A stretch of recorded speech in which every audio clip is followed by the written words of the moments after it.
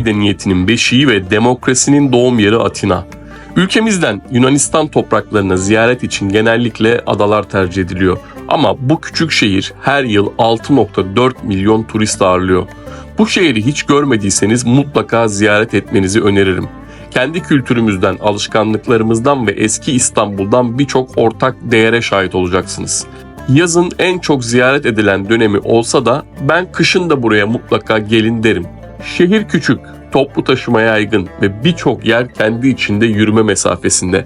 İngilizce konuşarak her yerde anlaşabileceğiniz, hatta dostluk kurabileceğiniz sıcak insanların evi Atina.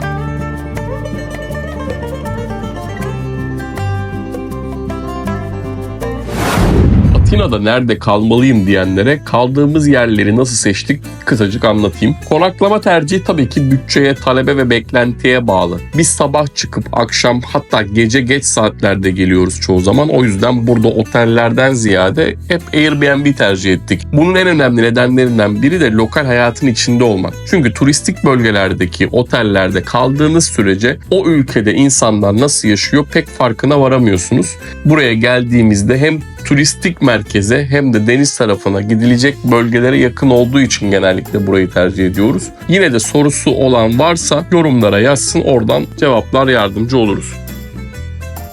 Welcome, hoş geldin.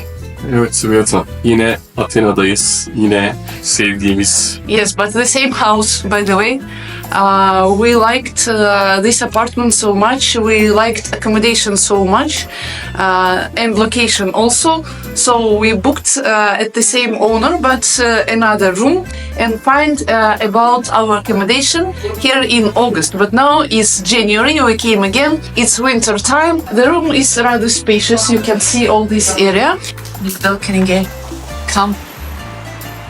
Mosquitoes, from mosquitoes. So this balcony close to church with church view. So here is bed. Also they provide towels, shower gel, shampoo. Here you can sit and rest.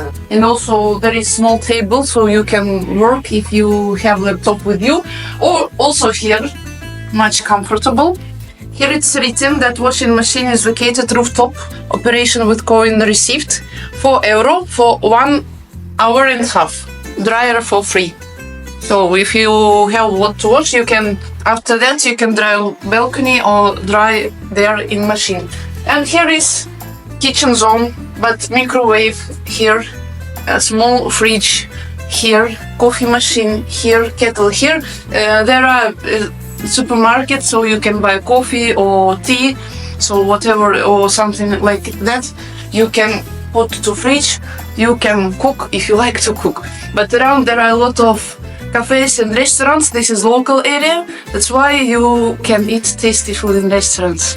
And another balcony. Evet, göster bakalım orayı da. The second balcony. To another side. Also spacious. So for several days or even for long stay, very comfortable place. That's why we came here again.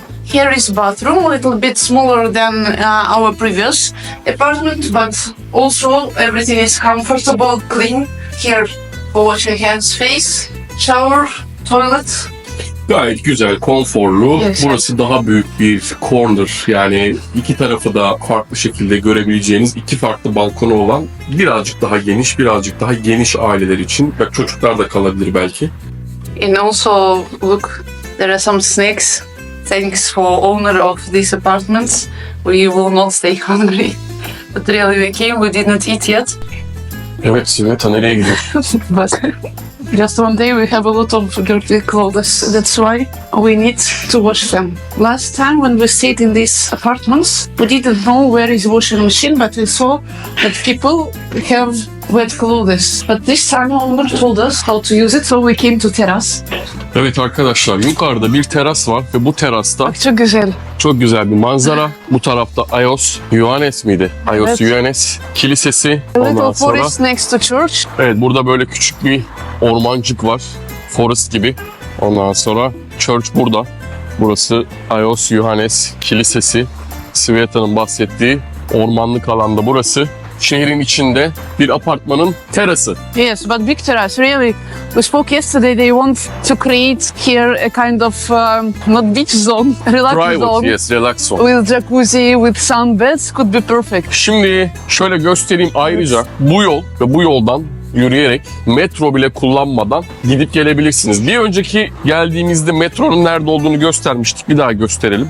Bakın şurası, biniyorsunuz metrodan, buradan çıkıyorsunuz.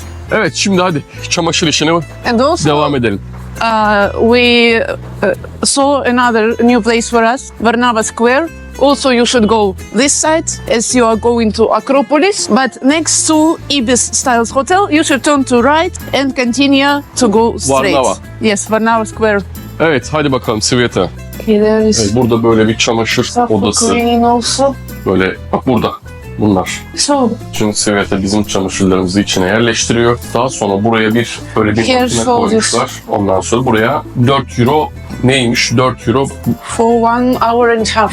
bir saat. Ondan sonra bu kurutma makinesi ücretsiz ama biz kullanmayacağız. Kurutma makinesini çok sevmiyoruz. Öyle bunları koyduktan sonra basacağız. Kurutma makinesi for free, you told? Yes. Bu ücretsiz. Yani bunun için herhangi bir alet, edevat, otomat, paraya, pula ihtiyaç yok. Öyle kapattıktan sonra buradan böyle deterjanlar. Just we need to refresh our clothes. And we can O da put yumuşatıcı. also this. Uh-huh.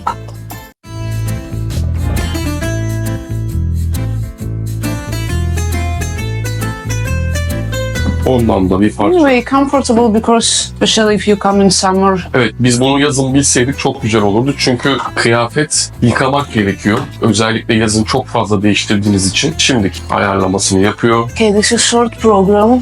Kısa programı buldum. 30 Tabii burada minutes. Yunanca yazıyor ama Uh, dakikadan bir şekilde bulduk. 30 degrees. How much this? We don't know. Bakalım. Evet, kıyafetlerimiz yıkanmış. Yes. Bakalım şöyle. Evet, Normal. kurumaya hazır. Eline sağlık Sveta.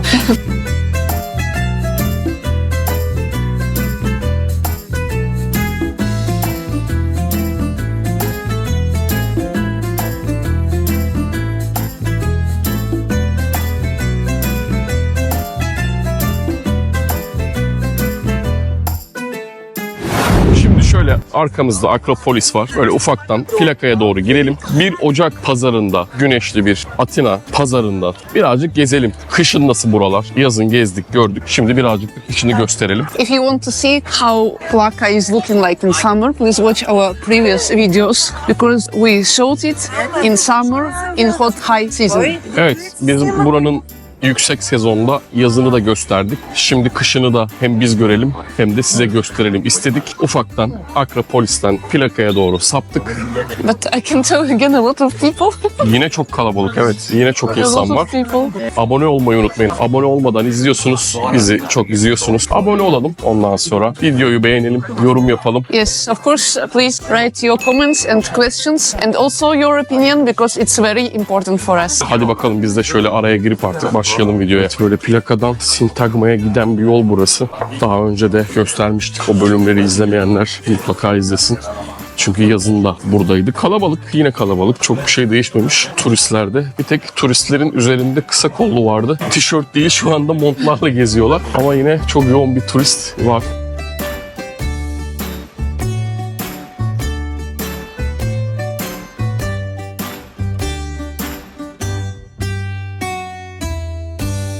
Buradaki mekanları hatırladınız mı? Buradan böyle girdiğimizde bu mekanlar açıktı.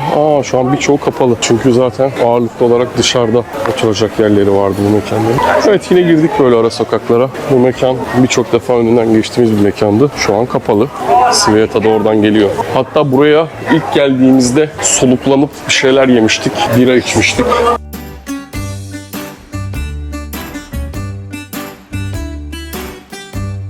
Burası Sintagma'ya iniyor. Ermoy tarafına doğru iniyor. O yüzden bir sürü mekan burada da vardı. Bak burası da kapalı. Evet. Yes, we were drinking beer İlk here. geldiğimiz mekan burasıydı, Eroto. Şu an burası da kapalı. Demek ki kışın buradaki mekanların birçoğu kapalı ama acaba pazar diye mi kapalı onu da bilmiyorum. Ben burada Yes, tatillerde... they could work at least on weekends. Evet. Strange. Pazar diye de kapalı olabilir. Çünkü burada öyle enteresan bir durum var. Ufak bir tatilde her yer kapanıyor.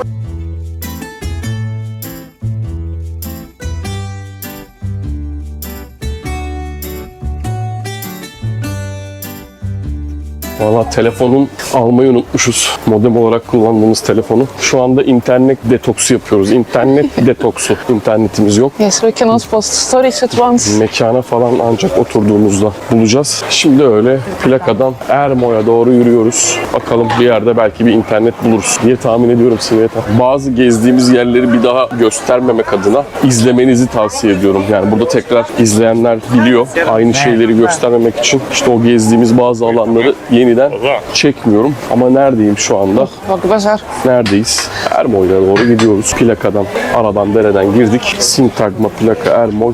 Buralarda takılıyoruz. İzlemediyseniz mutlaka yazın çektiğimiz bölümleri izleyin.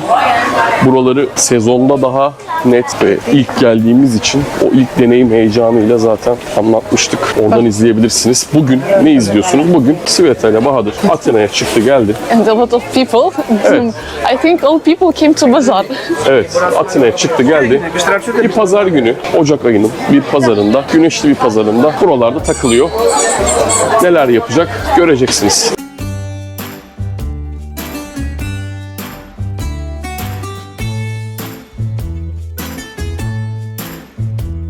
Bayraktar'a geldik yine. Yok tabii ki istemiyorum. Oh, Hatırlatalım. thank you. She told welcome guys, but we don't want. Thank you. Yes, of course you can. Burasıydı. Ne vardı try. burada? Gyros vardı ama beğenmemiştik biz Gyros'u. You didn't like so recent gyros. Buralar daha kalabalıktı. Bak şu an oturacak bir sürü yer var. O zaman çok daha fazla insan vardı burada. Hatta oturacak yer bulamamıştık. Bu meydan Sintagma Meydanı. Parlamento var. Parlamento binası var gördüğünüz gibi. Burada bir ritüel var. Askerlerin nöbet değişimi ritüeli var. Efson muhafızları diye geçiyor bu birlik. Burada bir ritüeli gerçekleştiriyorlar. Burası Atina'nın kalbi, halkın meydanı. Ermoy dediğimiz İstiklal Caddesi'ne benzetilen yere de buradan gidiliyor. Altta zaten ana bir istasyon var. Metro istasyonu var. Burayı zaten görmeyeni dövüyorlar. O yüzden burayı mutlaka göreceksiniz. Güvercinler kedi gibi. Tamam. Neymiş bir daha söyle. Güvercinler Güvercinler kedi gibi. Evet, güvercinler kedi gibi. Yes. Burada yolda geziyorlar. Hangi yolda? Canım, it came to market for food. This coffee shop I saw, it's inside is a client Evet. searching food. In Turkey, cats come to cafe or restaurant, they ask for food, but here no. Here it is kuşlar. Evet, bir pazar günü Atina'da rastladık size. Geziyoruz. İlk başta işte plakadan hatta Akropol'den daldık. Plaka, Ermoy, Monastraki falan oraları bir dolaştık. Ne var ne yok diye baktık. Ne değişmiş? Yazla kış arasında ne fark var? Also, we have been to a new place for us, the highest top of Athens.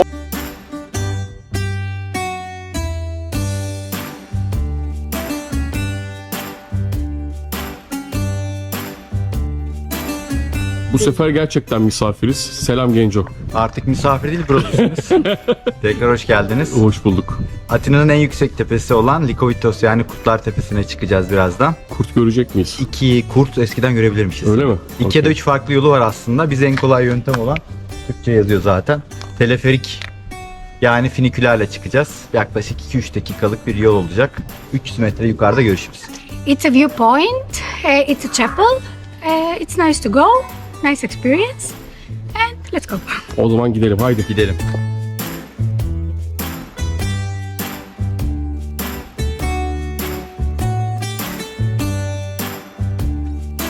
Gidiş dönüş 20 euro. Buradan otomattan böyle alınıyor. Oraya kartını gösteriyorsun. Evet 10 euro. Buradan alıyorsun. Herhangi bir gişe işlemine de gerek yok. Haydi. Bunu bir yere okutmuyoruz galiba. Böyle aldık. Böyle gidiyoruz. Bizim bildiğimiz Karaköy'deki finiküler. 1888 yılından beri. Bu arada metaksa konyak anlamına geliyormuş. Böyle bir araç. Biz hala çıkıyoruz. Bitmiyordu. Nereye geldik Genco? Valla 300 metre sonra zirveye ulaştık gibi, bakalım göreceğiz. Hadi yürü devam. Teleferik iyi oldu.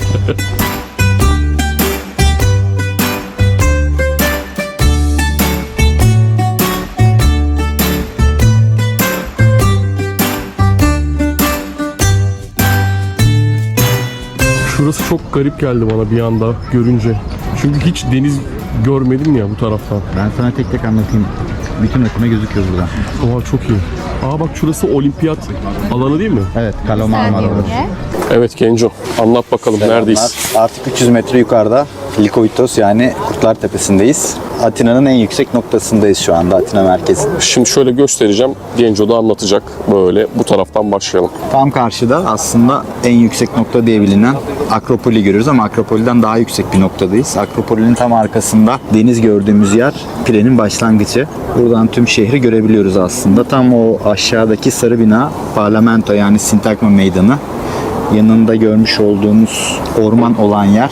O park dediğin yer. Evet, Kraliyet Bahçesi, eski kralın bahçesi olarak şu anda halka açık National Park olarak geçiyor.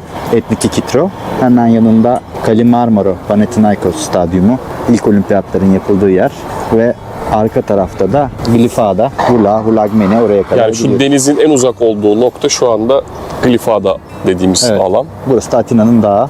Imitos diye geçiyor ismi. Çok enteresan. Yani mimari hemen hemen her yerde korunmuş. Çok bazı yerlerde yüksek bina görüyorum. Herhalde onlar da devlet binası Burada falan. şöyle bir kural vardı. 27 metre kuralı vardı belli bir tarihten itibaren. Öncelik olarak Akropoli'nin hizasında herhangi bir bina yapılamaz zaten. Maksimum 27 metreye kadar izin veriyorlardı ama bu kural biraz değişti.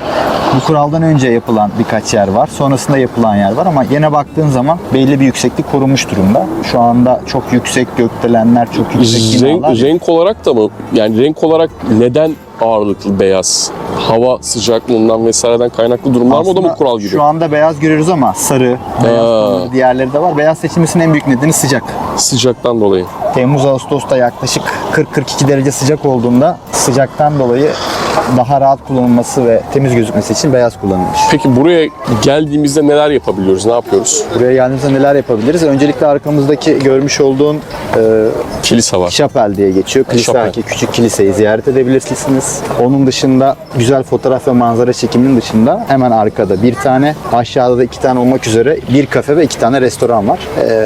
Tabii buradaki fiyatları hemen soracak olursak çok yüksek fiyatlar mı? Göstereceğiz. Normali bir tık üstü diyebilirim ama K Grill dediğimiz bir yer var. Orada oldukça ekonomik olarak yemek yenebilir. Buraya geldiğinde de bir şeyler yiyip içmeye değer bence. Ortam böyle. Süper. O zaman geçelim ufaktan. Geçelim. Buranın neden isminin Likovitos olduğunu anlatayım. Likovitos Kurtlar Tepesi demek. Eskiden burada kurtların yaşadığına inanılıyormuş. Mitolojide ise Atina'nın Akropolü yaparken buradan geçerken bir kireç taşı düşündüğü ve o düşünmüş olduğu kireç taşından da Likovitos'un yapıldığına inanılıyor. Burası oluşmuş. Bu da mitolojik olarak anlatımı. En üst parçada dediğimiz gibi Aios Yorgos, Çapel, Kilisaki, kilise, küçük bir kilise var. Benim söylediğim şu ya da şu bina olabilir. Hepsinin içinde böyle yükselmiş. Senin söylemiş olduğun şu bina. Ha evet bak o. Onlar bu kuraldan önce da belli başlı zamanlarda yapılmış eski binalar. Şurası- Ama baktığın zaman şunu görebilirsin. Bütün sokaklar paralel Evet birbirini ve kesiyor. dik. Yani Kesiyor. yamuk sokak çok fazla yok. Zaten baktığın zaman hepsinin Ana paralel arterleri olduğunu görebiliyorsun. anlayabiliyorsun da oradan. Şurası O şu şekilde alan bir ne? yerleşim Orası da yapılmış. böyle kalmış. Mezarlık gibi.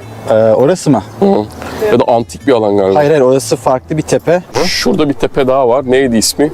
Parthenos Tepesi Parthenos. olarak geçiyor orası. Böyle enteresan ama bak şurada bir tepe var. Böyle yeşil yeşil. Oralarda böyle ufak tefek tepeler var ondan sonra ve oralar hep yeşil. Evet, eski yerleri, tepeleri ve eski agora dediğimiz noktaları aslında çok fazla yerleşim ve Bir şekilde herhangi korumuşlar. Bir şekilde evet değişiklik yapmadan korumuşlar. Doğal park olarak ve ücretsiz olarak gezebileceğin noktalar şeklinde. Ama ülke bayağı yani şehir daha doğrusu kuzeye doğru bayağı bir açılmış. Dağlara dolmuş. Evet, aslında insanlar sadece Atina'yı Monastraki, Sintagma, Ermo, belki aşağısı Glifada, Palya Flor olarak biliyor ama aslında şehrin bir de burada bilinmeyen, turistlerin çok fazla gitmediği Çok arka büyük, yönü var. yani küçük de bir şehir değil yani. Merkezin dışında çok fazla yerleşim alanı var. Evet, aslında bu görmüş olduğun bütün yerleşimler Atina. Ta ki şu ileride görmüş olduğun Rafineri var galiba orada. petrol rafinesinin rafineri. olduğu yeri. Haydari diye geçen bir semt. Haydari'nin arkası artık Atina'nın dışına çıkıyorsun. Oradan Lefkada ve diğer adalara gidebileceğin diğer noktaya geçebiliyorsun. Acıktık Sveta, hadi gidelim. K Grill. Ha bak burada menü 14 olmuş. evet uzunca bir süre 13'lü ama çok büyük bir fark. Musakka, Tavuk ya da salata, musakka, cacıklı, özel salata glass ve of wine. glass of wine. O zaman oturalım bir yerde, şundan gömelim abi. Musakkalar bunlar.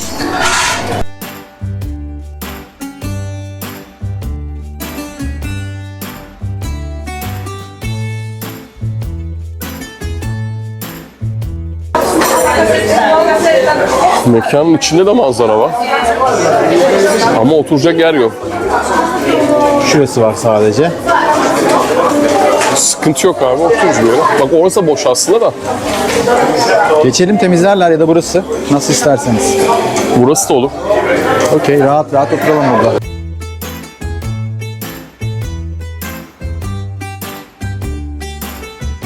Güzel gezdik. Karnımızı da doyurduk. Yes, and thank you that we didn't go by foot. The top. That we could use telepheric. Yes, 10 But euro. walking it's an option. Yes, yes, sure. But if you are much sport people, you can go by foot, no problem. Or you can pay 10 euro per person round trip to use telepheric. Şimdi nereye gidiyoruz? Nea Smyrni. İlk başta Neos Kosmos. Bölgenin adı bu arada Neos Kosmos. Yeah, we are already in Neos Cosmos, but we are going to Neos Cosmos tramway station. We need tramway. Then several stops we can come to Nea Smyrni. We came to Nea Smyrni. Walking, maybe change something, we will check. Bakalım. But as usual, green. All Athens is botanical garden. Değil All mi? the city. Her yer yemyeşil. Çok doğru söylüyorsun Sveta.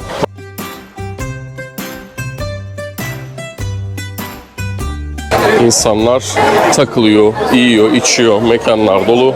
Burası lokal, turistik bir mekan değil. Burası burada yaşayan insanların daha çok bildiği ve ziyaret ettiği bir yer. Böyle takılıyorlar. Herkesin keyfi yerinde.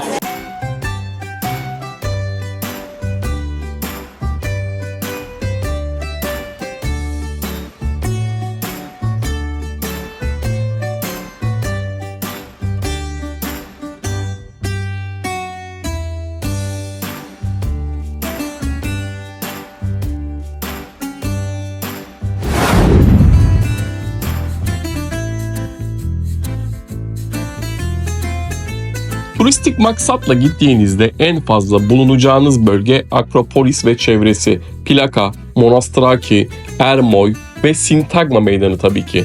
Bu bölgeyi keşfetmek için bir rehbere ya da başkasına ihtiyacınız yok. Bir yerden gezmeye başlayın, gerisi gelir.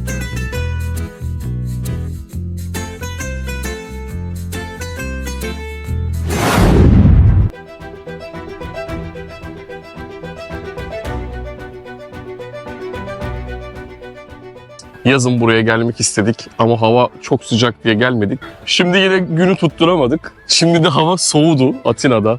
4 gündür müthiş bir hava vardı. Ama bugün hava soğudu. Rüzgar var, bulutlar var. Umarım yağmur gelmez. Nereye gidiyoruz? Akropolis. Akropolis. Belki buraya gelenlerin en temel amaçlarından birisi aslında Akropolis'i görmek. Biz birazcık geç kaldık. Geç olsun, güç olmasın. Mekan tepede, anladığımız kadarıyla buradan döne döne gideceğiz. Burası bir şehirmiş, adından da anlaşılacağı gibi. Böyle hikayelerini anlatıyorlar. Burada böyle bölge bölge tipik antik kentlerde olduğu gibi şehrin neresinde ne var tek tek burada görebiliyorsunuz. Aynı zamanda burada böyle bilgiler de var. Buradan okumak isteyenler için İngilizce ve Yunanca. İşte yapılışı vesairesi olduğu zamanı böyle her şeyi gösteriyor. Sonra döne döne gideceğiz. Bunlar ne Sveta? Bunlar mezar desem mezar değil. Gerçekten çok eski. Çok eski bir yapıt. Tabii ki before Christ. Dünyanın en eski yapıtlarından bir tanesi. İsa'dan önce, değil mi? I wonder about Greek gods. 4 days they were helping us to enjoy the weather. But today we were going close to them. Then they decided to make it not easy. Aynen öyle. Niye öyle oldu bilmiyoruz. Evet, her yer çok eski kalıntılar. Müthiş bir tarih. Baba kimmiş? Bakalım. Dionysus. Ha?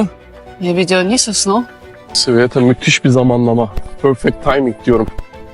Buna perfect timing diyorum. Ne güzel bir gün seçtik. We wanted to come before, by the way, Rüzgar. but it was late. Evet, böyle bayılır. Başladı. Tabii. They also some children's holiday. Aynen ya. Çoluk A lot çocuk. of children screaming everywhere, running. Baksana şuralara falan. Her yer bir kalıntı. Burası çok net bir şehirmiş yani.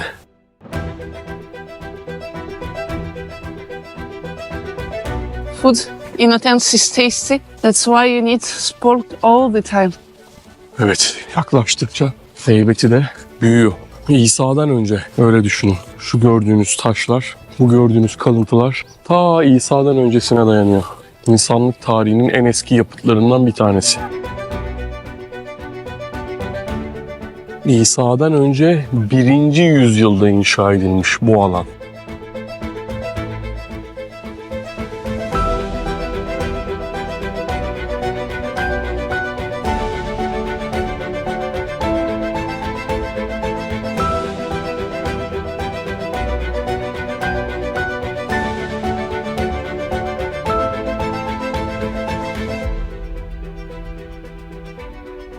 Yukarıya doğru kademe kademe çıkıyoruz. Gerçekten çok özel.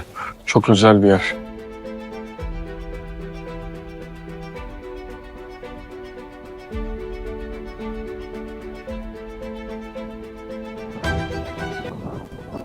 Evet, Atina'nın her yerinden gözüken asıl yapıt bu. Şu an deniz seviyesinden 152 metre yukarıdayız. Ve burası bir kayanın üzerine inşa edilmiş.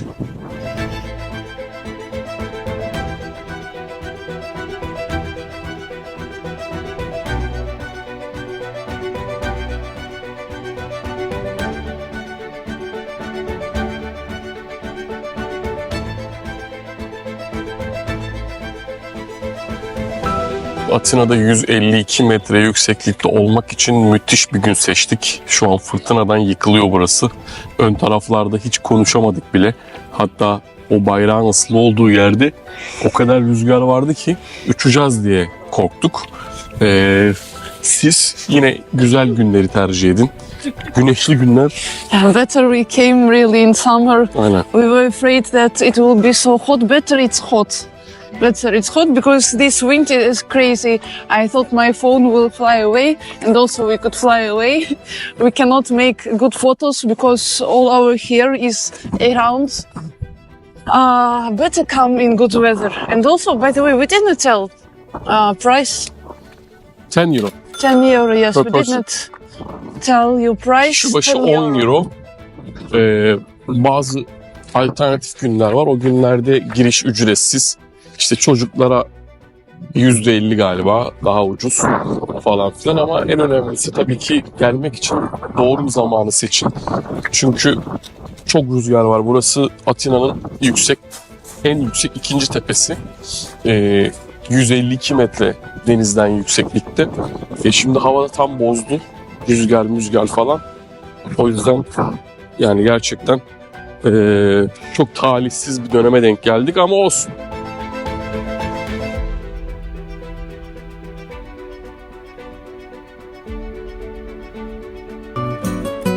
Lot of coffee shops, but we almost came. We didn't come exactly. We need to go up. Then Buraya doğru gösteriyor. Nasıl ya? no, not square. We need to go a little bit up. Evet, Svetlana bizi Varnava'ya getirdi. Kim bu? Kuzu. Bu kuzu. Kuzu evet. Pardon. Gerçekten meydan. Burası böyle küçük bir meydan. Evet, burası. Sveta bence burası. Yes. Evet, geldik. So cozy place. Değil mi? Çok Evet. şirin, çok güzel. Böyle küçük bir meydan. Ne var derseniz böyle mekanlar var. Ondan sonra burası böyle gerçekten bir yuvarlak, bir O harfi gibi düşünebilirsiniz. Yes, Ondan let's sonra- go around, check what. Böyle etrafı gösterelim. Ne var ne yok. Böyle park var aslında burada. Böyle parkın etrafında da mekanlar var. Bak orada. But everywhere people already sitting. Ah yes, today is Saturday. Bunlar kahveci mi, dondurmacı mı, şarap yok mu Sveta? Böyle bir mekan. Why? We saw this. I saw aperitif. There Apa- was small kind of bar, aperitif. Bak called. burası da kafe bar. Tabii bugün cumartesi olduğu için birazcık kalabalık. People are resting. Aa bak orası da restoran. Böyle enteresan bir Here is mekan. bar. Neresi? Aa evet orası bar. Coffee also, but beer. Dışarıda da oturacak mekanlar var. Ondan sonra böyle güzel, şirin bir yer. Bakalım biz de bir yerde oturacağız. Bir şeyler yiyip içeceğiz.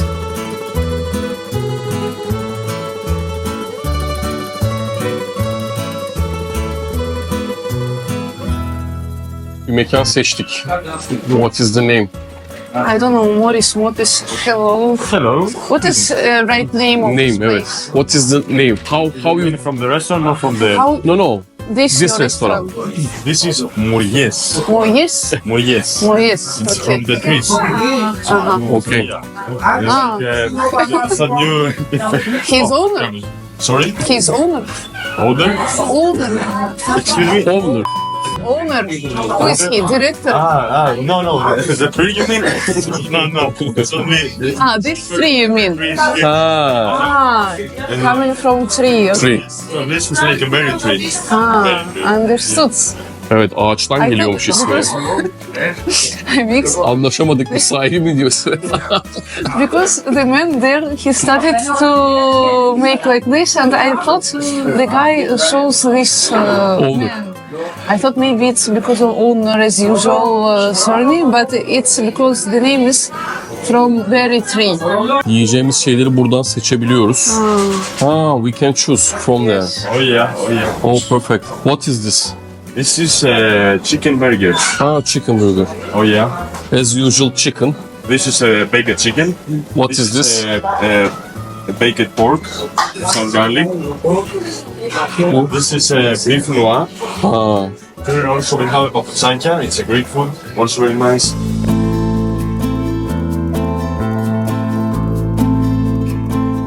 This time we can choose moussaka. Tamam. Huh? Okay, we can eat moussaka. Yes. Moussaka is right there. Moussaka and a pasticcio. Perfect. One moussaka, one Greek salad. Yes. Yeah, fair. Yes, can you make Greek salad without onion? One portion moussaka. Yeah. Would you like to drink? We will choose Wine. white wine. Yes, white wine. Yemeği seçtik oradan. Musakka bir de salata istedik. Bakalım. Böyle litrelik şarap geldi. Bu şekilde bardak orijinal küçük. Ondan sonra hadi bakalım yemekler nasıl acaba? Evet. I'm hungry. Excuse me. Like Greek salad without onions. Thank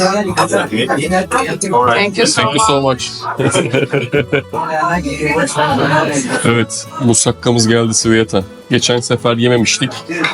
Ondan sonra şimdi deneyeceğiz. Bu da çok sevdiğimiz olan salatamız. Afiyet So bal şeker big. olsun. So big. Evet, How we can eat? we will try. Haydi bakalım. Yani değişik bir musakka. Daha önce yememiştim geldiğimde. Ama güzel. Tadı çok güzel. Böyle içinde güzel bir baharat var. Güzel kokuyor. Bildiğimiz patlıcan. This is a good here. Aynen lokal çünkü. Çok güzel. Beğendin mi? Salata her zamanki gibi güzel. Afiyet olsun. We ordered moussaka, Greek salad, and 1 liter of wine. Moussaka is 8 euro. Greek salad is 6.5 euro. And liter of wine 8 euro. Right? Correct? Yes. So total 24 euro. I remember in our bill 24 euro. But as usual, big portion. Moussaka is very big. I ate, I was so much hungry, but Bahadur still didn't finish his moussaka. We took just one piece, but of course half. I will not compare prices with Turkish, of course you can understand, but even if we take just moussaka and wine, we would be full. But we like this Greek salad, especially I like here this olive oil. Tasty. If you will be in this square, you can visit this restaurant, totally local, and a lot of people come here. We are sitting, people are changing. We are sitting and enjoying. Varnava'da gezmeye devam ediyoruz. Çok güzel yedik, içtik, Yes. eğlendik. Ondan sonra mekan sahibiyle bile tanıştık. İstanbul'dan böyle antika bir şeyler hediye etmişler. Onu gösterdi bize falan. Müthiş. Eskici. Müthiş. Evet, eskici Vasa gibi. Müthiş. Gerçekten müthiş. Çok seviyoruz. Gerçekten çok harika bir yer. Sıcakkanlı. İnsanlar konuşmayı çok seviyor. İletişim kurmak için bir çaba sarf ediyor falan. Yes, I like to also nice place, cozy. We stayed much time till we ate, drink. People are so kind, so polite, like much. Yes. And also tasty food. What was important? Tasty food. Şansımıza hava birazcık böyle bir yağmur yağacak. Umarım yağmaz. Umarım yağmaz. Bakalım bizde başka ne var ne yok burada. Birazcık daha takılalım. Sonra diğer bölümde buluşacağız. Şu evin güzelliğine bakar mısınız? Şu sokağın güzelliğine bakar mısınız ya? Bunlar narenciye mi, portakal mı, mandalina mı? Ağaçların tepesinde gerçekten çok güzel ya.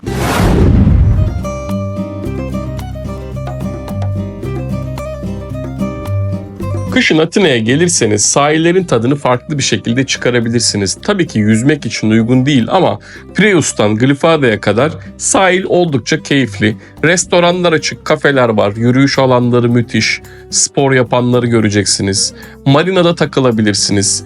Mikro Limano tarafı keyifli, böyle şirin bir yer. O yüzden hatta bazı zamanlarda denize girenleri de göreceksiniz. Belki siz de bir çılgınlık yapabilirsiniz ama yapmasanız bile bence kışı da gayet güzel.